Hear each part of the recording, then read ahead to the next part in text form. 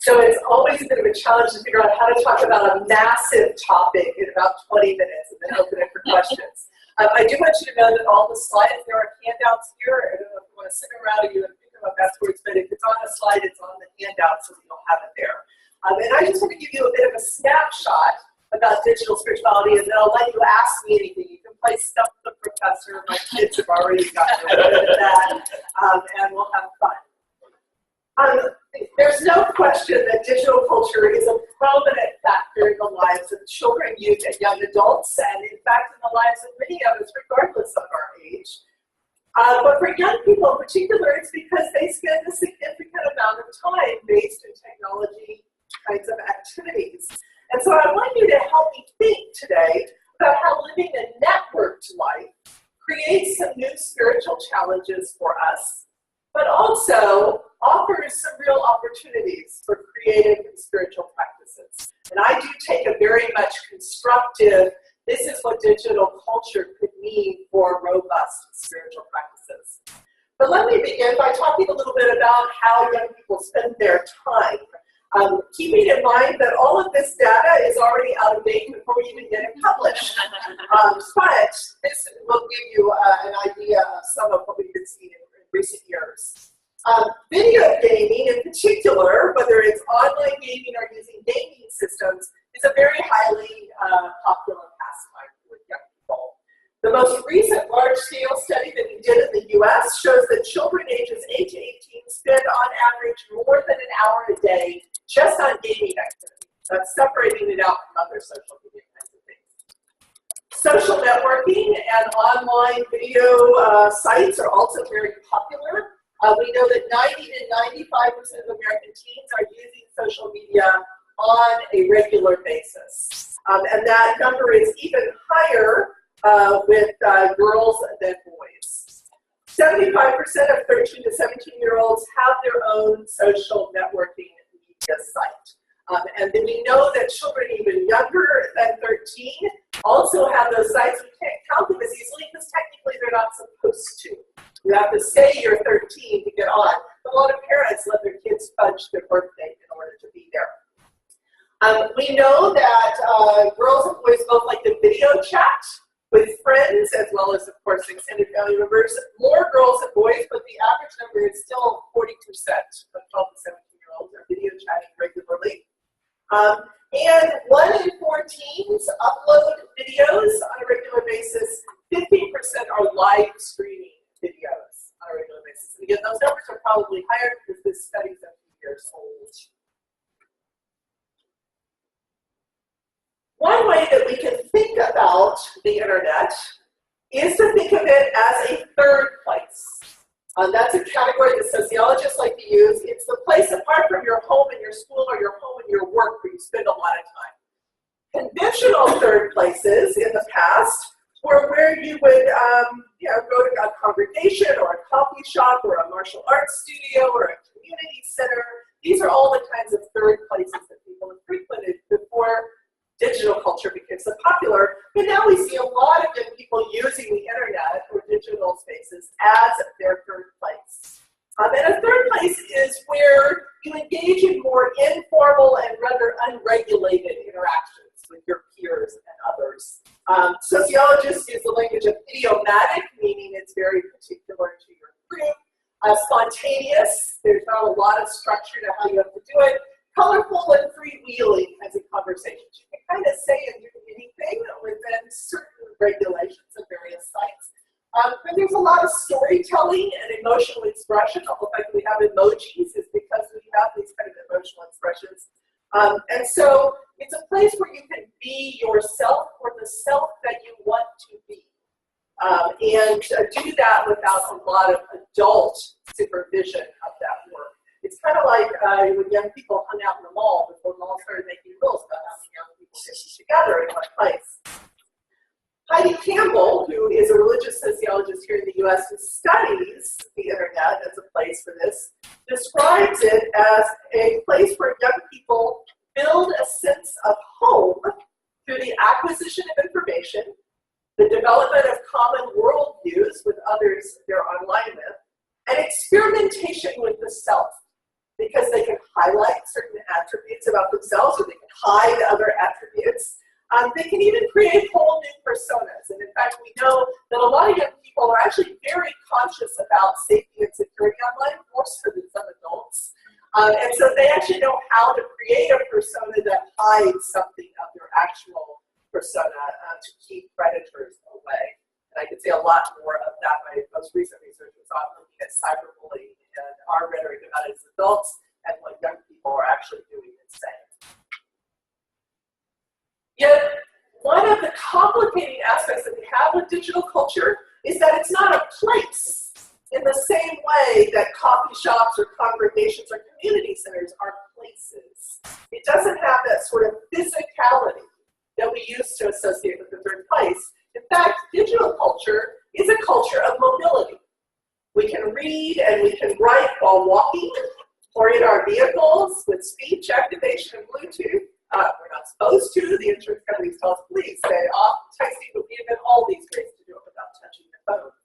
So with mobile phones, with laptops, with tablet computers, all of these allow young people to be visiting social networking sites on the go, or playing games like Pokemon Go as they move around the city.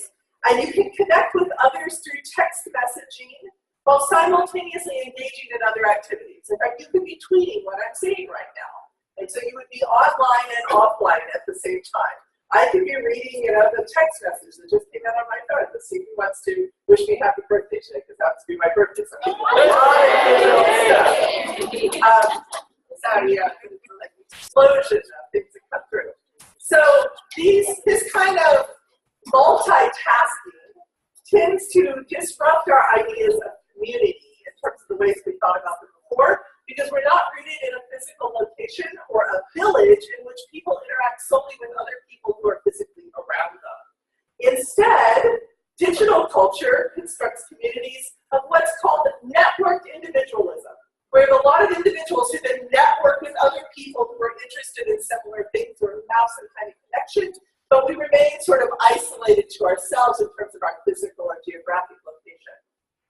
These kinds of networked individual communities are therefore characterized by this ability to connect through technology rather than geographic proximity. They include only the young people that we choose, or the other people that we choose to have in our community, although we do know that most young people consider it impolite to refuse a friend request from someone they know offline. But you might not have everybody in a geographic location on your friendship network or your social media site.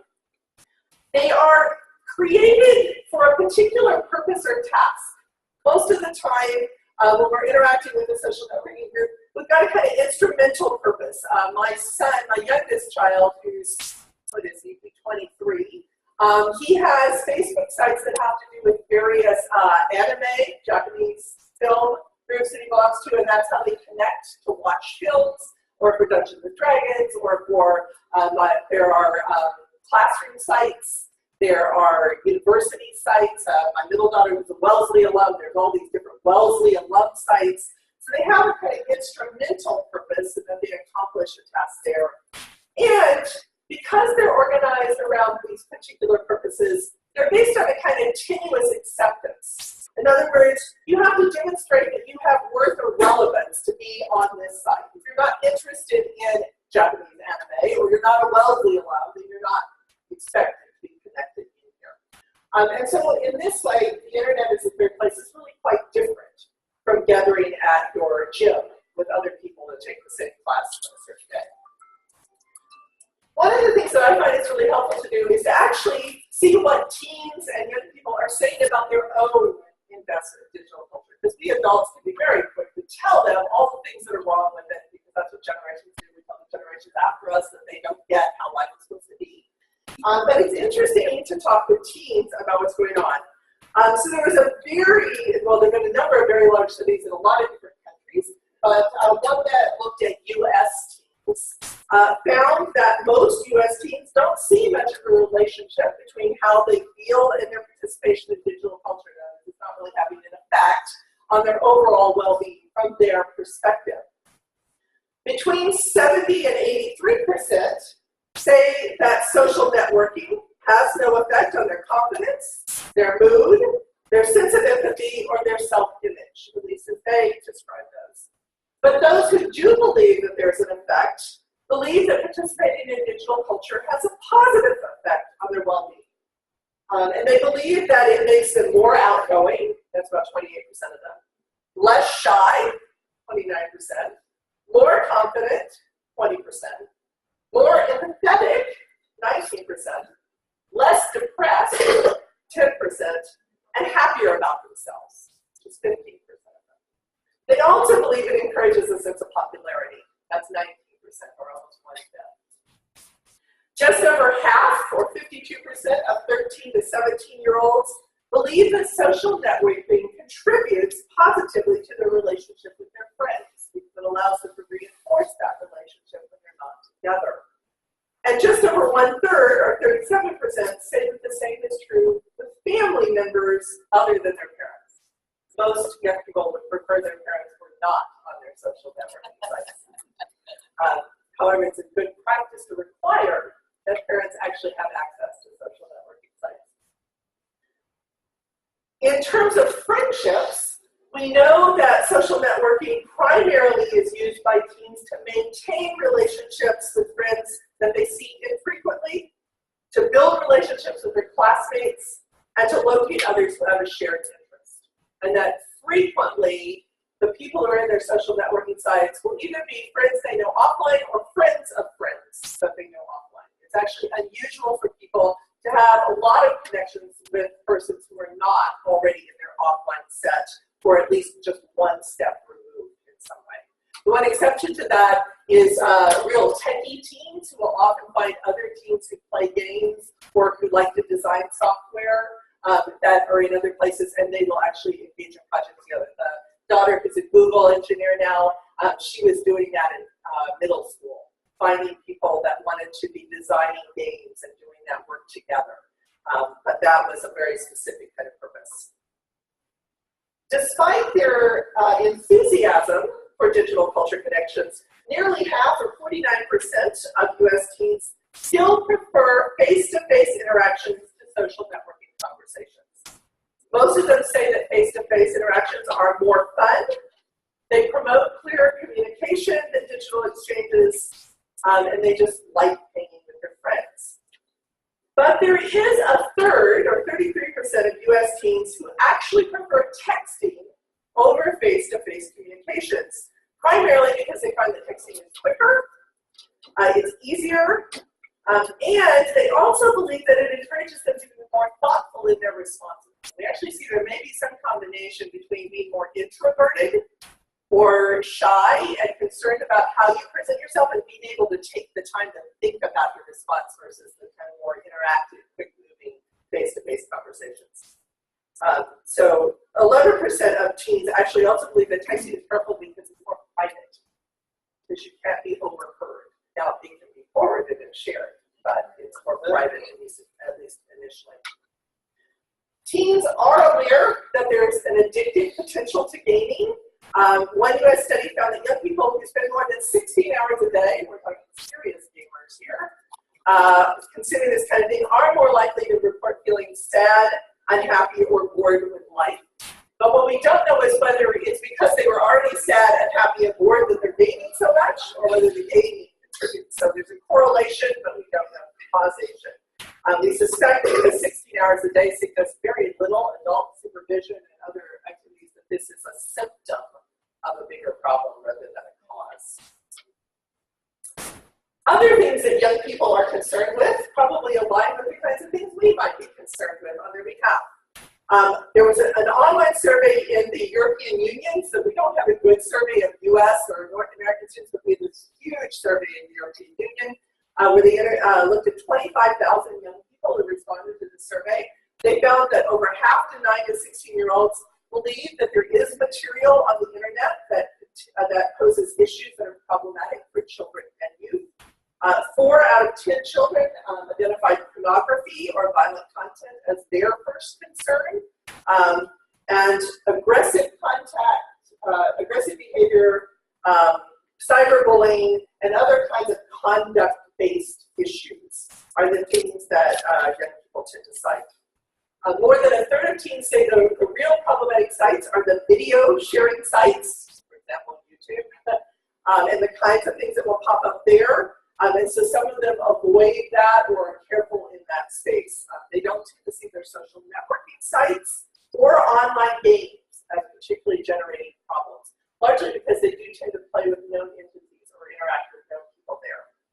But video sites can be highly problematic. So given that, what can we say about how digital culture might actually contribute to nurturing spirituality? And then I will also follow through and say a few things about challenges. In my research and in the research I'm reading by others, one of the aspects that we're paying attention to is what's called polyphonic identity, which basically means that our identity represents multiple and diverse aspects of ourselves. That we're not a single self. And that was true before digital culture came along. We behaved one way with our peers, and then one way with our teachers, and another way with our family. We had faces that we put up, including the church face that we would don on Sunday mornings. So this is just acknowledging that we have all these different facets of ourselves. And polyphonic identities are therefore very malleable. They are changeable, flexible, they can be open with one another, we can choose how much we reveal with them. And they're also influenced by habits. The ways in which we post, the kinds of emojis we use, the ways in which we interact with friends and the language we use together, the shorthand that we have, all of that becomes a sort of habit of how we interact. One of the reasons that young people like this kind of identity online is because it affords them a certain amount of control over the construction of their identity. And even allows them to transform themselves over time. When I look at this and try to think, what's the positive implication then for faith formation, I get to thinking about the implications for discipleship. Because discipleship is about constructing a certain kind of self and being open to transformation. So we want people to think of themselves as malleable or changeable. We use that language of the potter and the clay, and God forming us. We want to be open to change. I mean, Paul talks about just how hard it is to do the things we want to do. So how is it that we think about that? We want to think about intentionally constructing and transforming the self and making it available to God. So we can use this kind of idea of how you construct a self online, but also think about how you construct yourself as a disciple of Christ. Digital activities, particularly participation in the fantasy worlds that we find in games, also promote a sense of empowerment. Young people who participate, say, in Second Life, which is a kind of online world that you can create yourself in, and there are worship services and all kinds of things that go on there, tend to view themselves as having the power to make changes and construct things.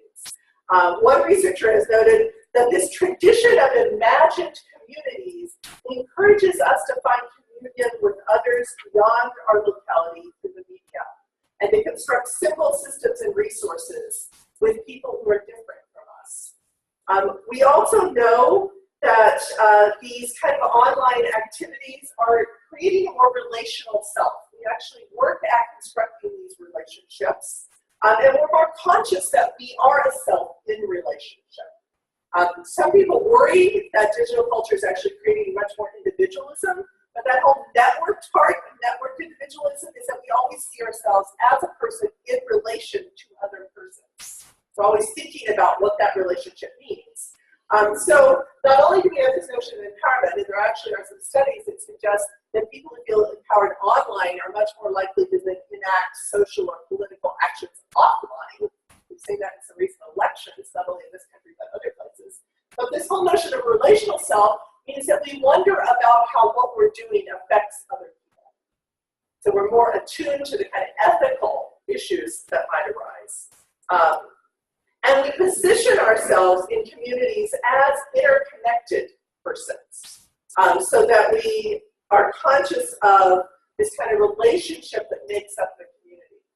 A lot of international work on spirituality more generally talks about relationality as a primary characteristic of spirituality. And so this relational self-participation that reinforces this notion of relationality. Digital culture is also increasing communication among people. Much like when we had the printing press and we could print books, and then we had the telephone and we could talk to people who are further away, digital culture allows us to communicate more. And what sociologists have found is that any kind of increase in communication, it improves communication overall. The more you do it, the better you are at it. Doesn't matter the form. And so that also helps to reinforce kind of this conscious relationship building movement. It allows us to share our stories more thoroughly. And of course, telling our stories, our testimonies of where God is in our life is another important aspect of discipleship. And then finally, the area of imaginative play in digital culture may have some spiritually nurturing potential. Another area I like to work in more generally is the history of spirituality and classical spiritual practices. And one of my favorite saints is Catherine of Siena, a 14th century female mystic in Italy. And she wrote back in the 14th century that when it comes to the Eucharist, this food strengthens little or much according to the desire of the recipient, whether he or she receives sacramentally or virtually. In other words, for Catherine, you didn't have to actually have the elements, just your longing for the elements of bread and cup could edify you in the same way that taking communion does. Now that's an interesting commentary then on virtual reality, way before we had the internet. By a saint who's saying that, in fact, if you don't have access, essentially he's saying if you don't have access to it, it doesn't mean you can't have the benefit of the sacrament if you imagine it. And might raise some interesting questions then about the kind of online worship and the invitation to participate in the Eucharist virtually that is part of some of those services.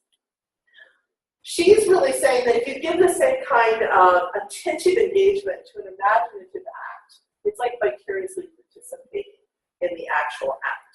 And so the physical participation in the ritual isn't the essential part. It's the attentive engagement with the meaning of the ritual. And young people's online and gaming activities really pull them into realms of life where they're doing that. There's also quite a bit of questing and other sorts of spiritual seeking that goes on in gaming that we could talk about. But what are some of the major concerns? Because there are concerns. Digital culture, like everything, has pros and cons. Some scholars are particularly concerned about how online relationships might encourage a kind of detached attachment, which may keep us from actually emotionally connecting because we don't get the same physical cues.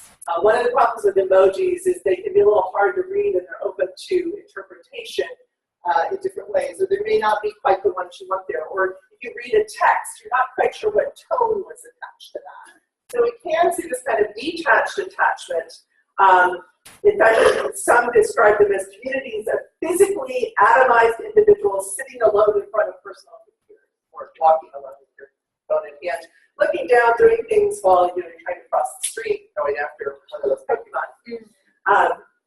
But by and large, we see that this kind of detached attachment seems to be an occasional issue, not generally an ongoing issue. In other words, when everybody's sitting looking at their phone and engaging at the dinner table and not engaging with one another, there are multiple ways things that can be happening there. One thing that could be happening is that they're telling other people about this lunch or dinner they're having here and inviting them in a sort of vicariously to be part of it. Another could be that they basically detach from the conversation that's going on and are engaged in an external conversation. And both sorts of things happen. A second concern is that most social media sites are template-driven. They look like we're in control, but in reality, there are some fairly strict rules about what can and cannot go up. And they are also a kind of information exchange.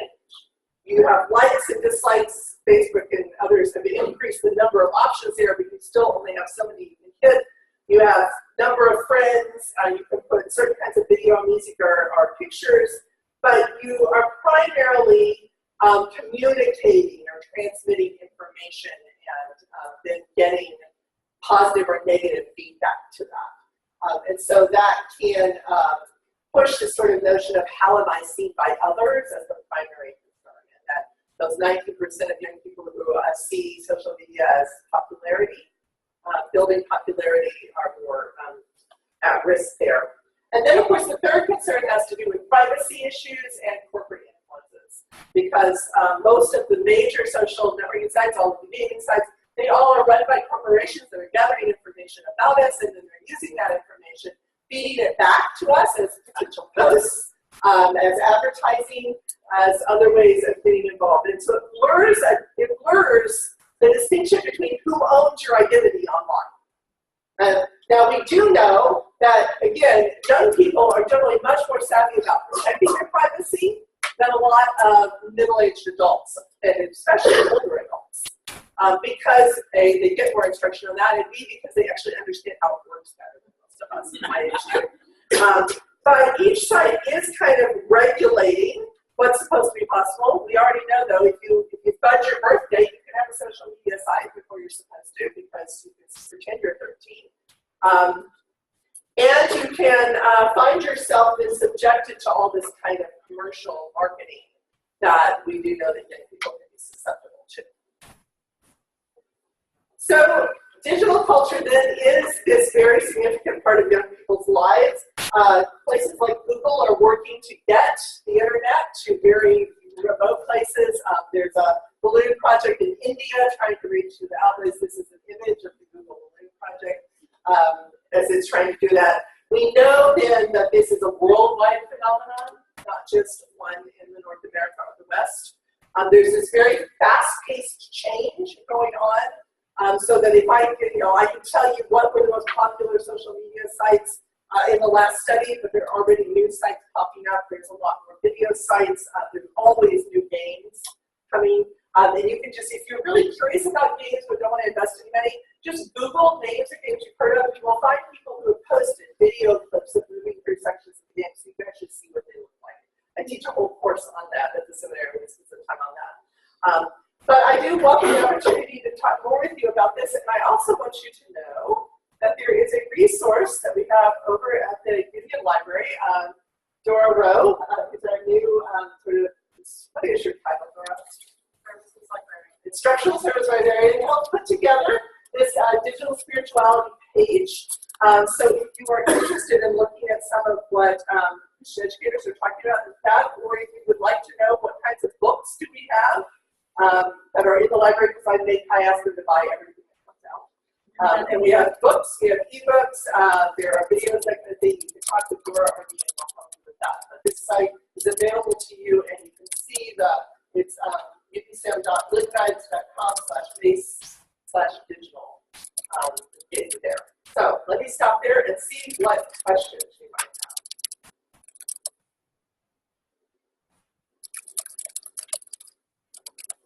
Yes. So we know that in higher education, the advent of MOOCs and others have been on a deep decline. So what are your thoughts about digital educational opportunities in particularly theological education? So I teach in a blended program in our Master of Arts in Christian Education, where we do 11 weeks online and 6 days on campus. And I think that's a really powerful kind of way to do learning. But we have to think about this whole community building. For me, part of what's important is to think about how do we actually use online resources to support community building and practice. The course I'm currently teaching online is called The Christian Life. We're actually learning about spiritual practices. So I have a discussion forum where the students have to talk about their experience with the practice that they're doing in their own home. Last week it was a forum of keeping silence. This week it's about bodily positions for prayer. We do this whole series. I teach the same course on campus too. And there I run a small group.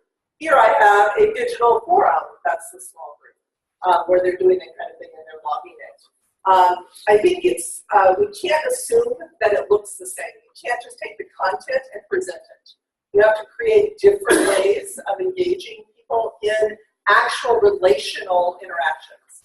So discussion forums, I have another student, I'm having to teach a course course, in our Charlotte campus, because we are, my colleagues retired, didn't replace that person yet. I am audio taping, would have been video, but we're having problems with video uploads. The presentations, and I pause and have the students actually thinking about things and restarting and moving, trying to create that more interactive approach. But I do think online learning is here to be part of this, but it is this the intentionality with which we create a community of learners online, which is the same kind of concern I would have for offline. Yes? Do you have any indicators or data about how people are looking for ministers or faith leaders? Are they going to church websites? Are they going to denominational websites? Are they looking for individuals? Are they Googling ways to minister clergy? So part of what we know is that people are looking, people who go church shopping do go looking for congregations online, their web pages, to see what kinds of things they're doing there. And church shoppers often will be looking for a denominational group or some kind of affiliation with something they know in the past, but other people will be looking for like a social justice organization, and then churches may pop up connected to that, and they will check out what they're doing in relation to a social issue. So there's usually two kinds of ways that people are looking at that sort of thing. One is, I was part of a church somewhere, and I'm looking for something like that, so they're doing that kind of comparison. And the other is, I'm interested in these issues, what kinds of groups and organizations are popping up that are related to that. We see a lot more looking for resources to support spiritual practices, not congregations. But they might hit congregations' websites if we have those resources on them. And one of my concerns for congregations is that we quit thinking first, how do we get them in the door? And instead we think about how do we provide resources for what they're seeking, with the thought that if we've been the provider of resources, they might be interested in seeing what else we have to offer. Did I get it what you were wondering about? Yeah. Thank you. Yes? I'm sorry. Which one of them? You go ahead. I have a son-in-law who did his PhD dissertation on gaming and racism in gaming. He is a professor of communications, by the way. I'll tell you all that later. Okay. But he continues to play video games as part of his responsibility as a professor. I'm wondering. Yes, it's great being an activity. I'm wondering what you have found in your research.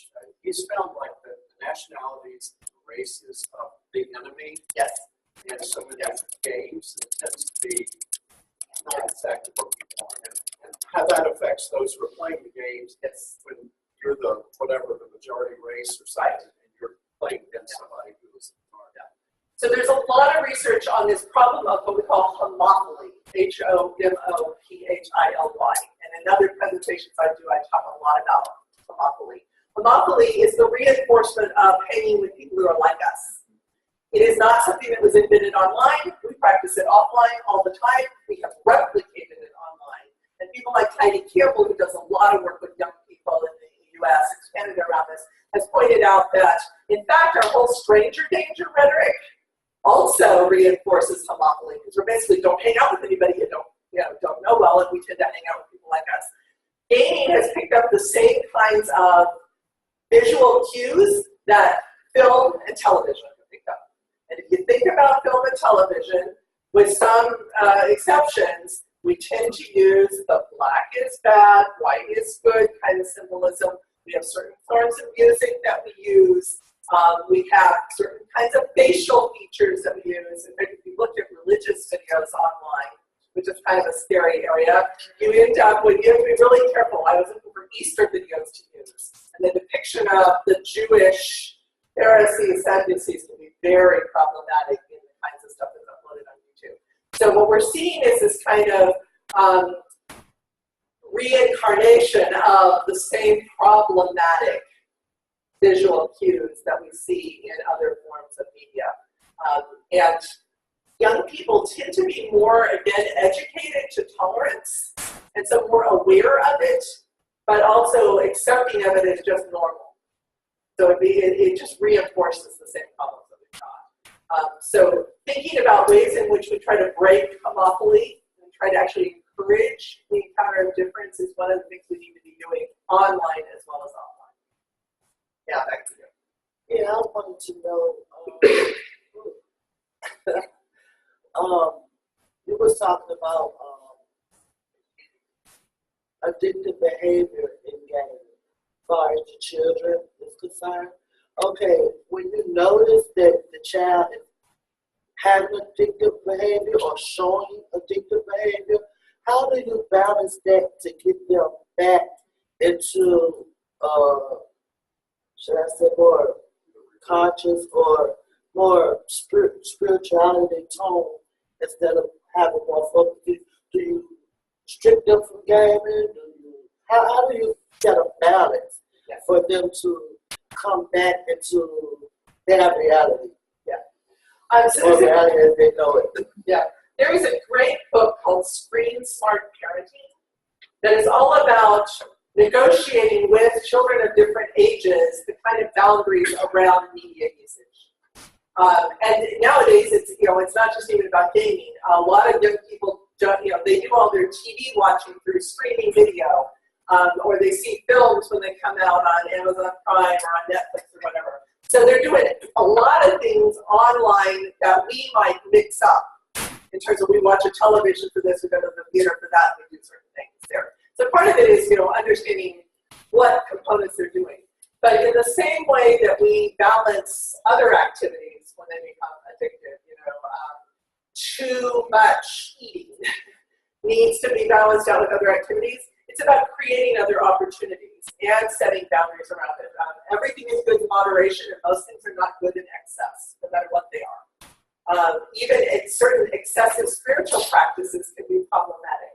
So it is about that kind of ongoing conversation.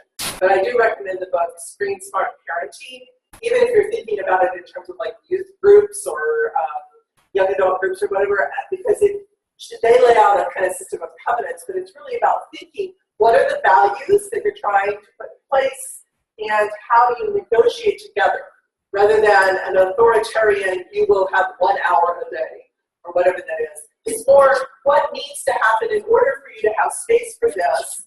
And if you break this rule, what's the consequence? Just like using the car or anything else. Yes. We have a question from one of our Zoom participants online. As pastors, should we encourage families to use digital devices by providing them with tools they can use on these devices, like apps, websites, etc. they can use? Or should we try to provide other options to help balance out their use of digital things? She has an example. There's a child who spends the whole worship service with headphones in, listening to music, playing games, and she's wondering about providing non-digital interactions. Or should she give her parents a list of apps that she could use that are faith-based and hoping something sinks in? So I will say that one of the great mistakes I think the church has been making is we've tried to say, leave your digital device at the door and then come in and worship or study or whatever you're going to do there, rather than say, this is a part of your life, how do we make it a part of your faithful practice? So I would argue that I would design worship kind of like we used to do the children's bulletins where you had things to respond or do interactively with the service. I would say, as you listen to the sermon, what would you tweet? Or how would you depict this? Or if you were going to make a movie of the Bible text, what would be the core plot points? So I would actually use it as a more interactive practice with provision of apps that can be used other places, but that's still a distraction. That's still actually checking out of the worship service and doing other things, unless they're key to certain parts. So one might tell people about a prayer app that's about sharing prayer concerns, and then during the joys and concerns, if you actually have that screenshot up and people can text or input their concerns and they show up and the congregation prays them, you just show the way that the two can be married. So I'm a big fan of marrying technology and faith practices. Yes? I'm wondering, and maybe this is something that the website is starting to address, are there curated resources? Like, is that something that's being developed, or is that something that we have to really get into and start developing ourselves? themselves because, as you said, if you Google or YouTube something, you're going to get a whole bunch of ads so that you don't have to deal with it. Yeah.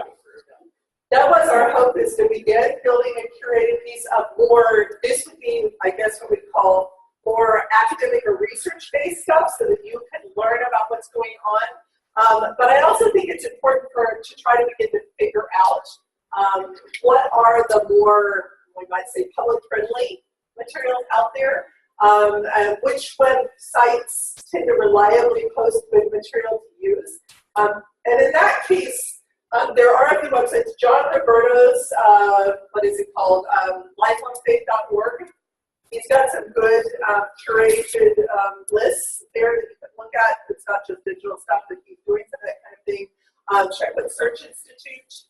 You can search -institute.org. What are they putting? So those are some sites I know are good ones. If you have some denominational sites, you're trying to do some things.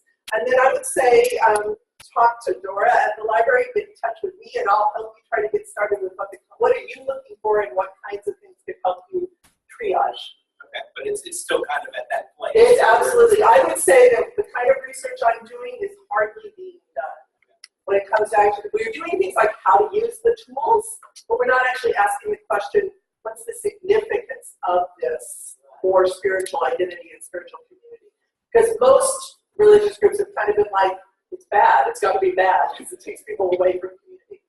So it's really new to begin to look at it this way. I often use videos as part of devotional times or worship experiences, but I cull through quite a bit of stuff trying to find what I want. And there are times when I will not find something that I find acceptable, especially for use with children, because of course with youth and adults, you can problematize something in a little different way. There's somebody in the back, yes. Yeah, Dr. Hughes, thanks so much for your presentation and for bringing this topic. It's almost a shame we didn't Skype or Zoom you in for this.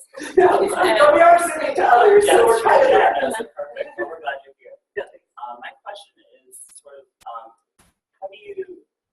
have you seen folks engaging in communal spiritual practices online? Like, do people pray together online? In what ways? Spiritual direction or sort of like a soul friend practice online? So we are seeing a lot of prayer sites that people use. Not as much synchronous as asynchronous. So, what does it mean to pray together? I have two push email kinds of things that I get. Well, one's Twitter and one's email. Every morning at 5 a.m. I get something called Brother Give Us a Word. And it's an Anglican monastery in the Boston area that sends out a word and a short comment on that. And sometimes I then share that onto my Facebook site or my Twitter feed. And then at noon each day, I get from a Canadian source, it's the prayers of the people, and it rotates through 7 different forms of prayer. This week is intercessions. And so different people are posting something, tweeting something, and I'm invited in that moment to also tweet. And it comes at noon. So those are 2 that I already have in place that I identify. When I got up at 5 in the morning, but when I get up, the thing that's always in my email is that Brother Give Us a Word. So those kinds of things are one way in which people are participating and commenting. Blogs become another way. I actually have certain blogs that pop up in my social networking feeds, and I will go to them and then I'll comment, and other people are commenting, and I'll read those kinds of things. So again, I think blogs are a useful place for people to engage in kind of theological reflection together. There are walls where you can post your prayer requests, and people you don't know at all will hold them in prayer. There used to be the Carmelites in Indianapolis used to have a Praying the World site. They've taken that down in the last couple of years. You could light a candle and put a prayer request. You could see short commentaries on world news that the Carmelites were doing. I suspect it will reincarnate itself in some way. So there are a number of places. And of course, if you think about what we do when someone dies and we memorialize them, that's a huge movement where people are posting comments. Like, Terry Bridge. I think Terry Bridge is pastoral care in practice. And I have a couple of different people at Terry Bridge that I'm following right now. So I think there's a lot of stuff out there that, again, we can help people see these as Christian practices. Because they aren't necessarily labeled that way, or people just don't know about them. Yeah. And along those same lines, like for our medical insurance, they're really pushing teledoc, okay, to just go Yes. online and connect with a doctor. And surely there's somewhere online where you can teleconfession. And there's probably millions of places where you can. There's secrets. Not exactly confession, but along those lines. I'm sure there's millions of places where you can go online and other kinds. So I guess my question is, if someone's complete faith experience is virtual, what is it? When is too far? I don't know. Yes, I suspect that although we can imagine someone who might be their complete faith experiences online, what we know about the way people use their online resources is that it bridges over into their offline life too. So that they're posting stuff, they're probably also talking to offline friends about it. So at some level, it never rises to the level of only online. But there is that detached attachment kind of concern of, are you basically holding your religion at arm's length a bit, or your spiritual practice, because you don't really want to have to deal with other spiritual practitioners? We don't seem to see a lot of that. It's kind of like we don't see a lot of 16-hour-a-day gamers. But if it gets to that point, then there's kind of excessive reliance on that. But I'm thinking, there are people who say practice meditation using online resources, but they also go do yoga. And so they're with other people. So the question becomes, is this becoming a way that you're trying to avoid other people because you don't want them to mess with your kind of individualized approach? And we just don't see much of it. There was another thought I had that went on in my head. What was it? That one of the new phenomena we're seeing, we've had the spiritual but not religious, but the latest sociological research suggests that we have the religious but not affiliated. And a lot of those people we thought were spiritual but not religious are really religious but not affiliated because they're really not particularly fond of congregations, not particularly fond of organized religion. And yet they still think like religious people. They're the ones that I would be most concerned might try to fulfill the need for a religious congregation by looking for it in an online community. But even there, I think you'd see more interactive, discussion-based kinds of things going on. Much like even in social media, you see people get kind of into a debate or conversation about ideas, which replicates to some degree that interaction in person. Yes? You mentioned Second Life. Yes. Is there any data on how widespread is the practice of the dark web and those rooms that are there? Do we have data about how many people are utilizing that space?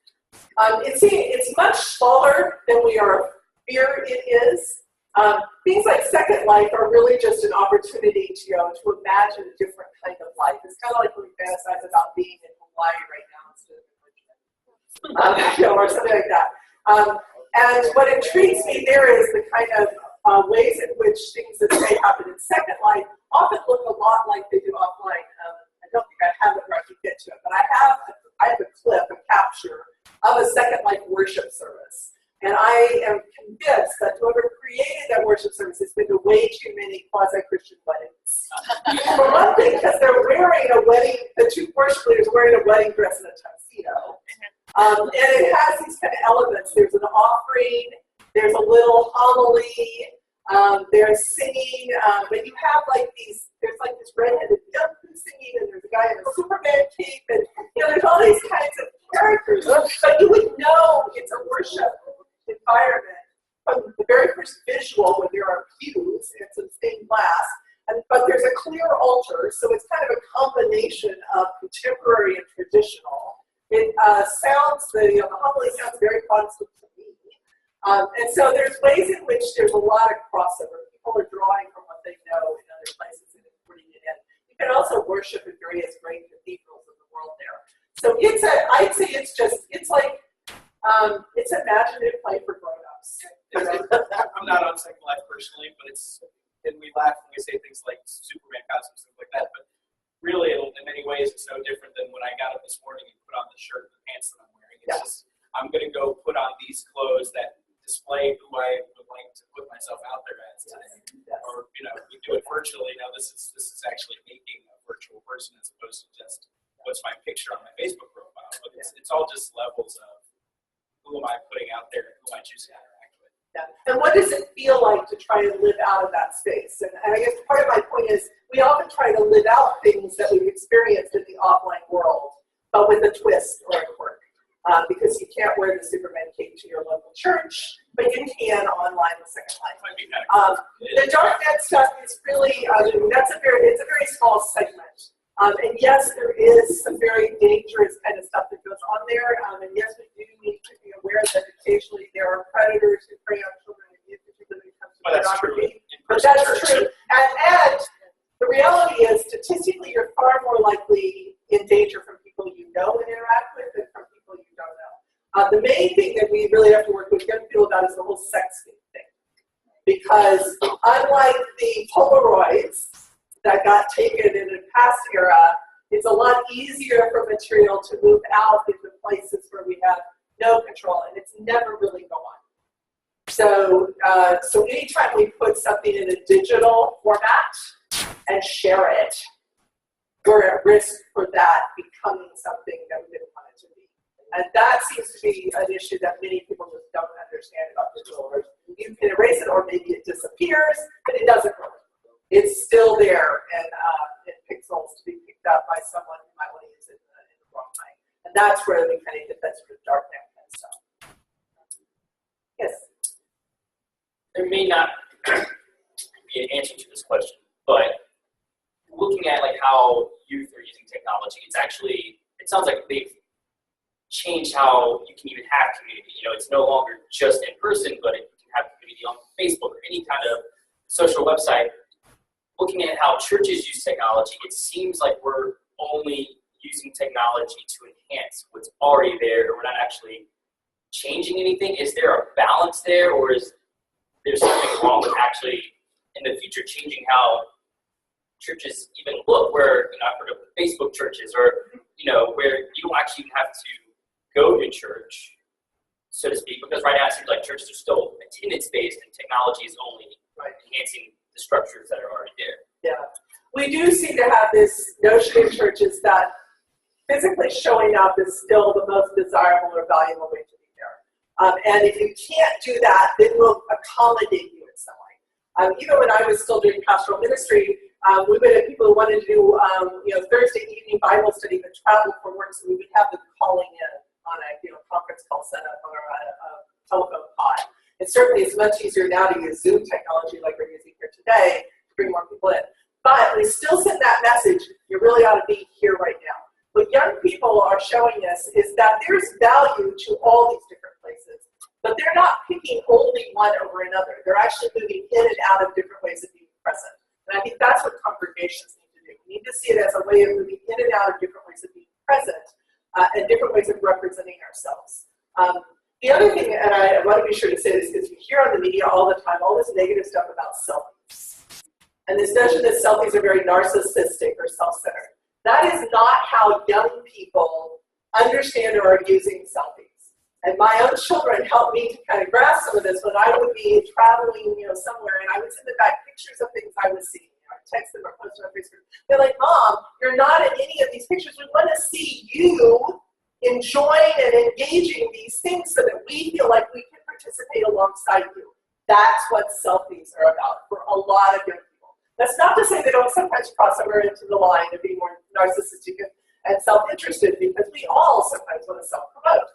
But they're using selfies as a way to invite others to be with them in an experience. That's exactly what we want to be doing in worship, is inviting others to be with us in an experience of worshiping God.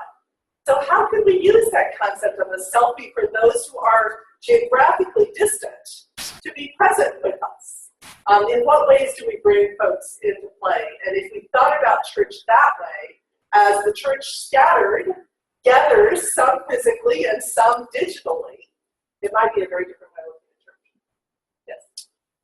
I was thinking as we were having some of these conversations, some of it has to, I think, do with how the perception of technology and how to soften, particularly for some who may be on a, I don't want to use age as kind of the marker for that, but good example. Back toward the winter months, we had a fairly decent one snowstorm in the area, And a lot of churches had to cancel. We did. We had a lot of senior adults. And so I just put out a thing a day or so before and said, look, I'm going to do a Facebook Live message on Sunday morning. And 10 minutes before, I said, I'm just making sure the technology works. Can you hear things? And I just told them up front I wouldn't respond to comments during the actual time or what have you. But it was amazing to me because we probably averaged 80 to 100 people maybe. And within 2 days, 4 times that amount of people had seen this. And even within 2 hours, like 230 some people had seen this.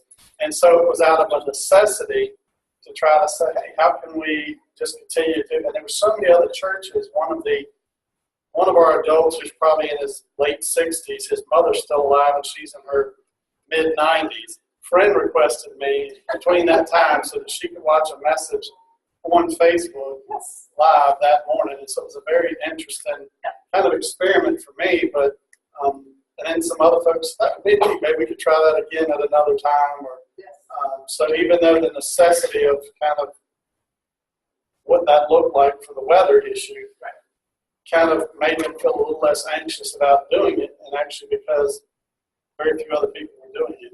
Yes. Well, and Facebook Live is a very easy way to communicate if you're on Facebook at all. And a lot of older adults, because their children and grandchildren are on Facebook in order to see things about their extended family members. My 75 and 79-year-old parents are on Facebook so they can see what their grandchildren are doing. And, liking things as if they never post. They just lurk. We never post when you're watching other people. It's not stalking, it's lurking. You don't have any malicious intent. Although sometimes one wonders, I gotta think, Grandma might see this. Not a bad thing, lurking right here. But I will say, we did Facebook Live for our chapel services. If you ever want to see chapel at UPSM, then 11:45 to go to our Facebook page, you'll be able to see chapel. One more question. So, I feel like I've asked already. Somebody else does. I do have one more. Do we got anybody who hasn't asked yet? Because you can always ask me right after. Okay, sorry, you did it. This might be too complicated, but it's actually kind of a question that I was curious for general discussion anyway. What does pastoral care, as the pastor of First Baptist Church of Facebook or First Baptist Church of the Future, what does pastoral care in the virtual world look like? When I can't be it, how do I go to the bedside of a dying member of my church who is not physically in my geographical area? Is that even something appropriate for the future? I actually think it is, and I take from that. So in the 90s, when I was doing pastoral care, pastoring churches, I also was doing a lot of emailing with people, particularly people that had cancer or other serious illnesses, who constantly, I've been to the doctor and they were saying this and this, and I'm trying to think through this, and what can you offer me for that? So already we were doing this kind of at arm's length kind of interacting, because I couldn't be everywhere all the time physically present. But I could be there in terms of this moment. And I get a lot of texts that are that way, even now, through different kinds of things. So I do think there are ways that we acknowledge, first of all, I check, I'm not the pastor at my church, but I'm one of the spare clergy. And I check the Facebook pages. I have friends with everyone who wants to friend me. And I watch what's going on, and I comment on the things that they put on their Facebook feed or on their Twitter feed. And I offer resources. I'll suggest things. And so I'm providing a kind of pastoral care there. I know of people who use video chat or Facebook Live in order to bring people there. If you're in the room, but you're not in the room. And I think that's a way that we do some of that. So I think we see it as a way to make connections. And it sounded like you might have a comment you wanted to make on this. Just one thing. You can use Periscope too.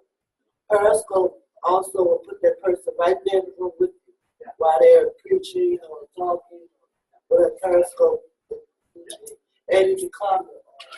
And I'll just say out of personal experience too, I'm a widow. I was widowed 6 years ago, and our social media sites became a huge support system for me and my children in that experience, because it's a very sudden kind of experience. The people that came out of the woodwork to let us know that they were there with us, I don't know that we would have done as well as we did without that kind of sort of virtual support. Not only the physical support of the local community, but all the people from all of our relationships and who had known my husband who were able to do that.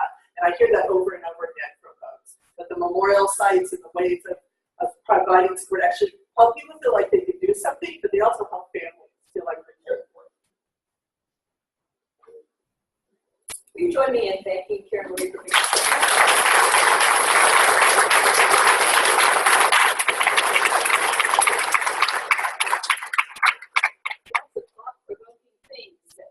our own spirituality in the day and the ways that our ministries are evolving in these rapidly changing times. So, Karen Marie, we do wish you a very happy birthday today. And also, alum Jeff Walton and our very own George C. Probably back in the corner doing his work on our behalf. So, as we gather for lunch, please take a moment to wish these folks happy birthday. Our virtual bodies do not need food, but our physical ones do. And we have provided lunch for you today out in the foyer. So, please feel free to continue these conversations around the table. Will you join me as we bless the food? God, we do thank you for the opportunity to gather together today, to learn and to grow, to stretch our spiritual imaginations. We ask you to continue to be in our midst as we gather around the tables, and thank you for this food and ask that it would be virtual bodies, that we may be worthy servants in your kingdom. We pray in Jesus' name. We do invite you to yes, again, we're on the table. We also invite you to join us on November the 7th for our second installment of our spirituality series this year. We're going to go in a very different direction. Then Michael Babbitt will be here. The title will be The Convict Christ, a Christian Spirituality, Social Justice. So we'll look at spirituality from a social justice perspective. We'll look forward to you being with us then. Enjoy your day. Thank you for coming to us. Stop